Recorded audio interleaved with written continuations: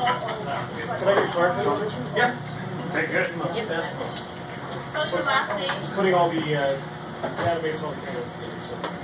Spell your last name. Spell your last name. M-O-O-N-E-Y-H-A-M. Okay. No.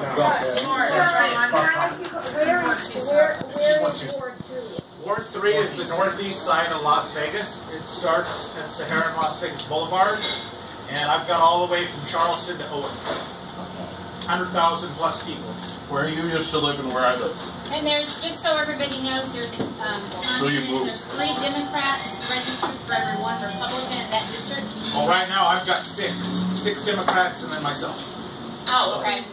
Yeah, there's 7 people in the race. I'm the only No, I'm Republican talking in the race. about registered voters. There's 3 registered Democrats and 1 registered Republican in your district. 1 registered Republican. And how many votes does it take to? That's a good question because there's low voter Yeah, turnout. last election, 3,500 people voted in Ward 3 out of 100,000 people. Yep. So it takes 1,500. yeah, about 1,600 plus. So turnout. Yeah, turnout. Sean, did you catch that? And This he's woman got gets a to walk with huge you. opponent. Okay. Okay? Then that's You funny. gotta catch that, man. You see? Okay? Hi, DC. I'm looking across the table. I see all the way from Mesquite, City Councilwoman Annie Black.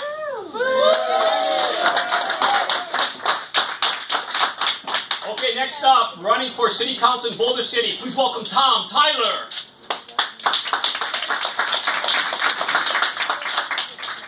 Hello, I'm Tom Tyler. I moved to Boulder City in 1991. When I moved there were 13,000 people. Today there's 16,000 people. I'm for controlled growth because we have that ordinance in there, and frankly, the outside world covets everything that Boulder City has. We have land, we have electricity, we have water, we have the transmission lines, and right now everybody's pecking at us to take our resources from us. And the city people are paying for it. By selling our water resources, it takes away from our allotment, and we end up, as citizens, paying more. We also have a thing last year, new sports complex. They're proposing a $42 million sports complex, and we have no way to pay for it.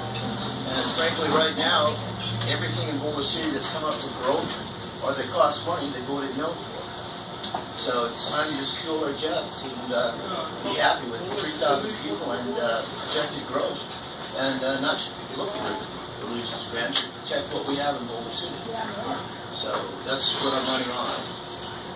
Tom, how can we help you? I don't see how you can help me, Taylor. I'm president of Emergency Aid. I've been there for 5 years. 6 years ago, I lost my wife, and I got really interested in the community. So you tell us you guarantee a victory. I feel pretty confident because I got the Boy Scouts, I got the youth, I got the senior center. Only 4,000 people vote. What's the registration look like out there? The registration's pretty good. We had a lot of turnout for most people care. But they also have 4. Republican versus Democrat? Yeah, we're the Republican bastion. But we also have 4 wards of LDS. We only have 15,000 people. So. Okay, we're going to give Tom Tyler a hand, please. Okay, next up, running for Las Vegas City Council Ward 1, please welcome Amy Emanuel. Thank you for having me. My name is Amy Emanuel. I'm running for Las Vegas City Council Ward 1. And I'm running on a platform of safety, planning, and development. Our ward is one of the oldest wards in Las Vegas, and there are areas that are developed that don't have sidewalks, don't have crosswalks, don't have bike paths, and with our city's growth and more traffic, I feel like the traffic's going to start going down O'Bannon versus Sahara and 35 miles an hour faster than they should. I have 3 children, and it is a huge concern for me. I am involved with my husband and I started a commercial real estate company over 10 years ago. It's called Vertis Commercial, and I'm keen on budgets, financial reports, smart development, and through Congress's tax plan of 2017, a lot of the opportunity zones were zoned in Ward 1 for redevelopment. And I plan to oversee those initiatives and work with the developers and private investors to make sure that we have safe, smart developments that impact our neighborhoods timely and okay, done. Tell us how we can help you. How can you help me? I'd love for some walkers. I'd love for some callers. My website's amyemanuel.com. If you could share that with your friends and neighbors, and those who live in Ward 1, I'd appreciate that. Where is Ward 1? And if you want to put a sign in my yard, you're welcome to. And they do. Thank you. Where are you located? Where do I live? Where is Ward 1? Ward 1 is north of Sahara. It's south of the 95 to about Decatur. It goes up to Durango, and then it shoots all the way over on Buffalo to Tenaya and encompasses the Mountain View Medical District. And there's a little bit more around Decatur and Washington, that area. Are we in it now? No, you're on the other side. Amy, how do you spell Amy? A-M-Y or is it A-I-M-E-E? No, it's very basic. It's three letters. C. Yes, it's all C. And I have some flyers if you want to mind. I'll pass around. Okay. Okay, give Amy a hand, everyone. Thank you. Okay, next up, also for Las Vegas City Council Ward 1, please welcome Drew Dondero.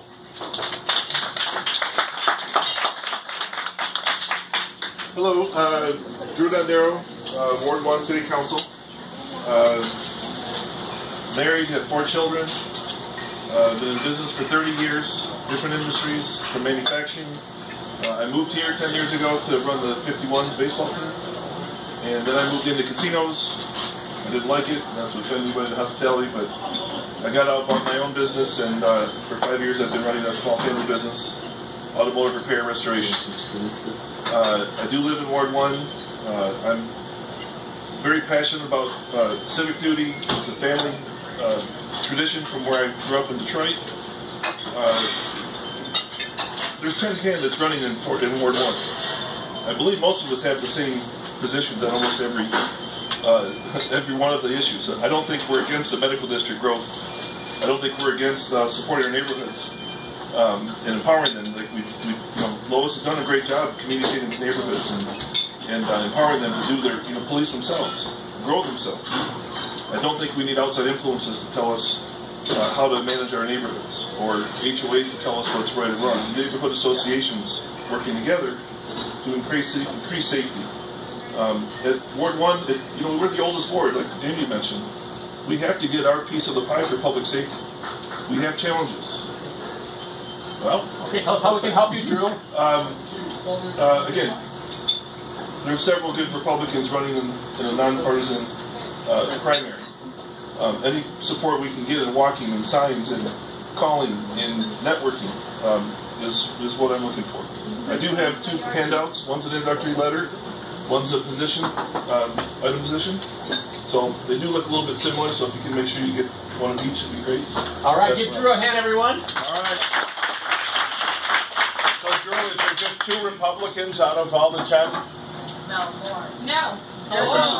There's Ray. No, I'm saying in your ward. I believe there's 4. 4 in your ward? Okay, thank you. 3. Okay. Okay, I think we're going to hear from the third one right now, right? Okay, good. Las Vegas City Council, Ward number 1, candidate Sherman Ray.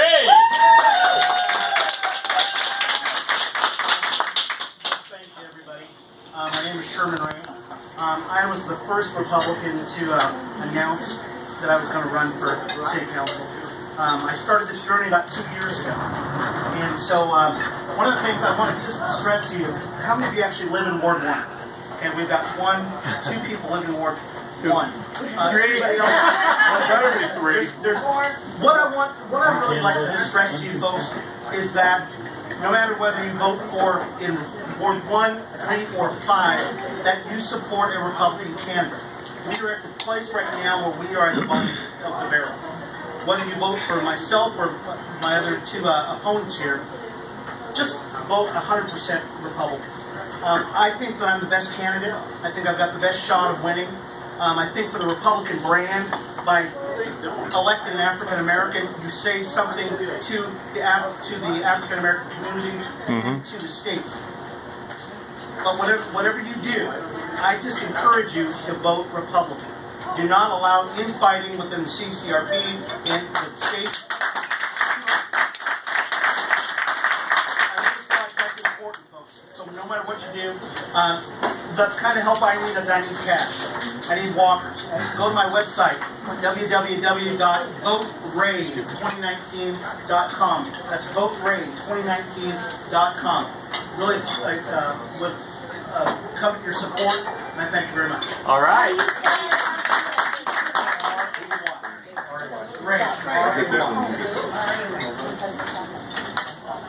Okay, thank you, Sherman. Okay, last stop, candidate for mayor of Las Vegas. Please welcome Mac Miller. Thank you very much. Many of you know me, few of you don't, good or bad. I'll let you know this. I was born and raised here in Las Vegas. Our mayors historically have been characters. I think I am that. Here's the thing. We need someone that can get shot at and that can take hits and not run away and keep coming back. We need someone that can represent the city and the best that it has, the best that it has to offer. I ran for city council when I was 17 years old, way back when in the 90s, when Chuck Moot ran against Edith Titus, and I helped manage his campaign. So I go way back. I lived in just about every one of the wards in our city, and within the county as well. I am not a quitter. I'm going to the Supreme Court on my last campaign to get a decision overturned. I'm funding that myself. I got my team of lawyers in my office that I'm the chief of working on that. I will support this community. I will support Republicans, but I will also support Democrats. Because as a community and a citizen of this community, it's not just one of us. It's all of us. It's not black, it's not white. I've said this many times before. That's what I truly do believe. My daughter tomorrow will be 4 weeks old. Violette. So I have 2 daughters. We're a multiracial family. So it's not, there's nothing there that anybody could say anything about. We have representation that is truly Republican. I've only been Republican. I joined the NAACP and they wondered why I hadn't joined before. I said because you hadn't asked me. I'm on CACA, which is the Chinese American Citizen Alliance. I support them. I support every organization, whether Latin or not. Latin, black, every organization I can, as long as it supports the community. Okay, tell us how we can help you. You can help me. My campaign is going to be primarily digital. I'm running against a mayor that's been here a while. That doesn't mean she has to stay. We need to look towards the future. Mac Miller, the number 4, Nevada.com. Contributions can be submitted through that website. You can contact me through that website. Again, Mac Miller 4, the number 4, Nevada.com. M-A-C-K Miller, the number 4, Nevada.com. Thank you. Okay. CCRP exists to elect Republicans. Can we have the candidates stand? Thank you for putting your hats in the ring. Give them a hand, everybody.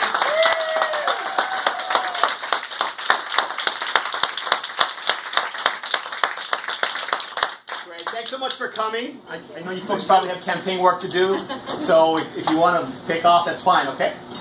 Thanks for coming. The laser is yours to keep. Go spread the love, okay? Thank you. Good seeing you, man. Drew, thanks for coming. Good to meet you. All right. Thank you. Anybody have their phones on? If you can just maybe put them on silent, please. Phones on silent, please. Chair would like to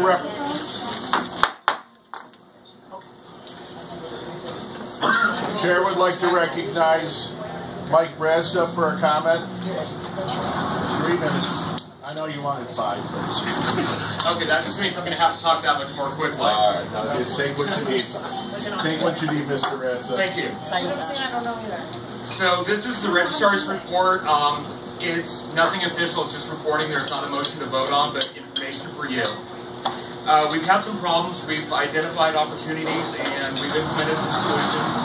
By we, I mean our secretary and the secretary's team, which I'm part of. What we are asking for is your cooperation with some new things we've put in place. We've had some people helping with membership issues, and coincidentally I'm sitting next to Bob, who I want to thank for all the help he's provided as chairman of the Credentials Appeals Committee. He's been a huge help. On a go-forward basis, what we're asking for and what each of you can do to help is help facilitate direct communication between the applicant and either Kathy or myself. With no offense at all intended, we're looking to cut out the middleman. If I can be me, you and others, but you know, if we can talk directly to the applicants, we can get issues resolved more quickly. It increases efficiency and improves customer satisfaction. And as registrar, I kind of look at the applicants as being my customers. They're who I'm here to help. There's an incredible amount of frustration. I'm sure you all saw at the last meeting, a lot of anger, there was some yelling that got way out of hand. A lot of people were upset that their applications had been quote-unquote lost. What applicants don't understand and what we're not communicating to them is you are not automatically a member of the CCRP just by filling out a form. If you're not a registered voter, that form's going to get rejected. If you're not a registered Republican, that form's going to be rejected. If there's invalid information, we can't verify it. Just to give you an idea, of the 148 applications received for the January meeting, 25% were rejected. 1 in 4 had to be kicked back for one issue or another. So far, for the March batch of applications, we're looking at a rejection rate of 26%. These are people that are told they'll be members and they show up and they get angry. So that's the issue. Here's the solution. I've started emailing each applicant with the status of their application as soon as I process it. Wow. If they're that's awesome. Awesome. If they're going to be approved, they get something thanking them for their interest, saying see you at March. If they're rejected for whatever reason, they're told what that reason is. Hopefully there won't be any surprises at March. Fingers crossed, knock on wood. And it gives time for those that are rejected to resolve the issues. As far as the signing desk, that brings me to a couple problems at the January meeting. It is the job of the secretary and registrar to identify volunteers to do the sign-in tables or the process owners. With all due respect, it's not the job of trustees or others to quote-unquote help get people checked in. If you want to help, let us know ahead of time and we'll incorporate you into the process. We had one individual who's trying to help and ended up out and out lying to one of our volunteers. It complicated the process and resulted in falsified organizational documentation. So that's the problem, and here's the solution. Unfortunately, on a go-forward basis, we're going to have to tell our volunteers to not listen to or not take direction from anyone other than Kathy or myself. We're the process owners, and I don't want them being misled or being told to do stuff in our name that we didn't actually direct. It's unfortunate, but unethical, dishonest behavior necessitates this. Another couple quick problems. One of our volunteers allowed a wife to sign in for her husband. And no, she didn't ask to sign in for him. She asked if there was anyone else with her last name who was a member. His badge was thrown at her, and she was said, here, or told, here, sign next to here. So she reported it to me as an issue or a problem, which it definitely is. That volunteer won't be helping us anymore. We had another volunteer not checking IDs. That volunteer won't be working with us anymore. We have rules to follow, and when I say our rules, they're not mine and Kathy's rules. They're our rules, meaning the CCRP. We're here to follow them. That's what our job is, and that's what we're trying to do. One last point. Right before the last Central Committee meeting, I emailed out a version 2 of the membership form. Hopefully most of you saw it. I know as of the bylaws changes that we made in January, that the ownership of that form now belongs with our Vice Chair, Derek. I would ask that unless and until he releases a new form, please use version 2. The main difference, version 2 asks the applicant to supply their voter ID number. With my Six Sigma training, I did a time study on a batch of applications on the old form and new form. The old form takes about 2/3 longer per application to process. If we've got their voter ID number, it's much more black and white and easier to move forward. I know we're supposed to use a 3-part form now. I would urge this body or the bylaws committee to revisit that idea. I think we've got other options that won't cost money, that might be more efficient. So that's my recommendation, is to reconsider that. And then one quick non-registered item, if I may, and then I'll finish, Mr. Chairman. This weekend I emailed out an organizational chart that I did for myself and just wanted to share. Please review that. If you have any corrections or changes that need to be made, just email me and I'll get them updated and get a new version out that incorporates those corrections. And that's all I have. Thank you for the time. Michael, can I ask you a couple questions, please? Absolutely. Okay, thanks. So you and I have discussed, you know, an issue where RJ brought in, took the time, you know, hours to get 5 Dems registered Republicans. So they had all brought their change forms and were denied. They tried to turn them in. I told them to turn them in. So, and as you know, we talked about that. They were all denied membership. Okay. Because their records aren't going to be updated. I understand the lag. Okay, that's not your fault. That's why I had them bring the forms in. Okay. So what are we going to do so they don't get denied? Those were a bunch of 21, 22-year-old kids. It's their first time here. I don't want them to feel like they're not welcome. No. They went through a bunch of hoops to come to our meeting and to be part of our organization. So can we instruct our folks, you know, when we have them turn those forms in, to take those, or, you know, match those to the application? Well, we should absolutely receive the applications, and this was actually an issue that Kathy and I talked about earlier based on another issue that came up. If there's a lag time of a few days, you know, it's like I registered as a Republican today and here's my application. You know, if it doesn't validate at that point, they're going to get an email from me that says, hey, you know, we couldn't.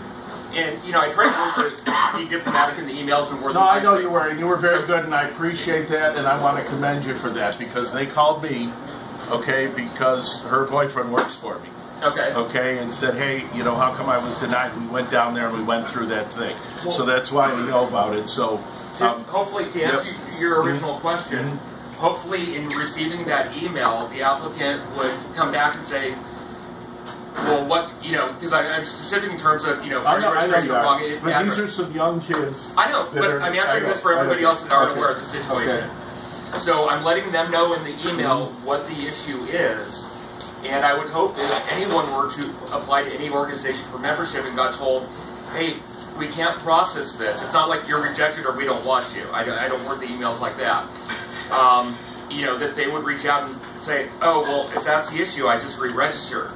And, you know, if it's a matter of a few days, because, well, I validate based on the Clark County Election Department, government that's workers. Part of the problem, because the one list, you know, when I was doing the convention, there was 2-year-old data in some of the areas that wasn't updated. I update my data from the Clark County Election Department about twice a week.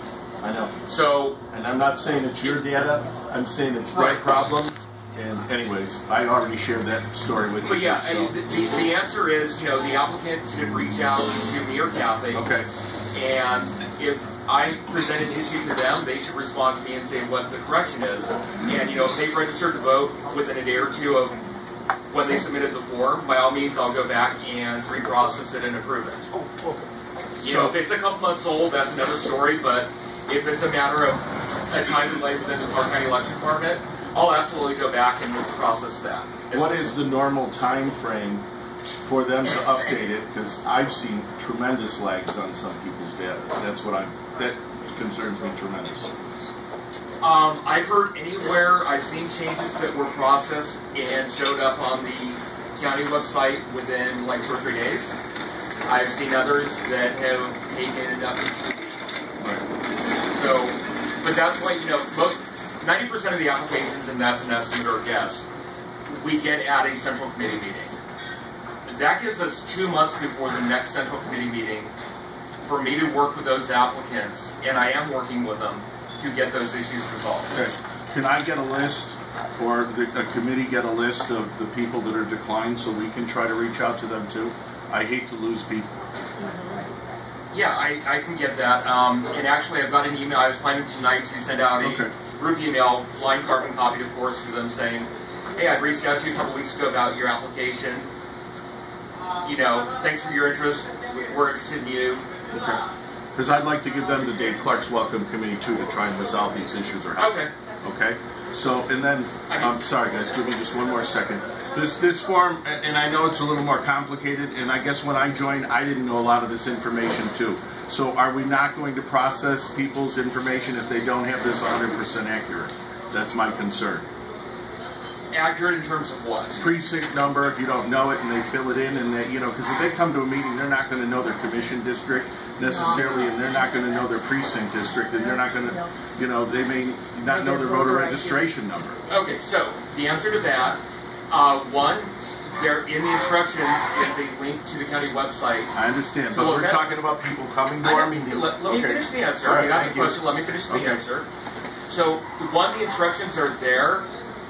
Two, the other thing when we discussed putting that on there that I think is a good point, as members of the Clark County Republican Party Central Committee, our job is to help other voters. If we ask our members to go through this process, it helps them be aware of what information is out there and available on the Clark County website, which makes them a better facilitator of the process to their neighbors or friends and family. And like I said in my report, if we have the voter registration number, that's the most important thing. It cuts the processing time down. And I want to help you, you know that. But I don't want people rejected that come in to join us because they don't know their precinct number and they don't know their commission district. But they can look it up though. Not at the meeting, they can't. Well, they don't have. I mean, okay, one, it's not my job to make the rules. I enforce the rules. I know, but you made this form. Right. Okay, so this form is not a rule. This form is an optional form that you guys made. Right. Okay. So and this is under Derek's purview, and I want to accommodate you. Right. And I don't mind accommodate. We don't mind accommodating you, but we don't want people to be declined because they come into the meeting and they don't know this information. So my answer to that would be, of course, as I said in my report, it's Derek's form now. That's my preference and my recommendation. I understand. As far as accepting or rejecting it, that would be up to the board to direct me how to do the job and Kathy's input as well in terms of if you guys tell me to accept the form without a voter ID number, that's your call to make, not mine. I just follow the rules, I don't make them. Mr. Tyree's next. He's been waiting patiently. Just a couple of things. Sure. First of all, as far as certainly I want to bring convert Democrats and bring them into our party as much as anybody does. As far as being a member of the Senate Committee, we are also dealing with our tools, but we're also dealing with NRS. In order to be a member of the Senate Committee, you have to be a registered Republican, and that's in accordance with NRS 293. That's not our rules, that's not our bylaws, that's black letter law.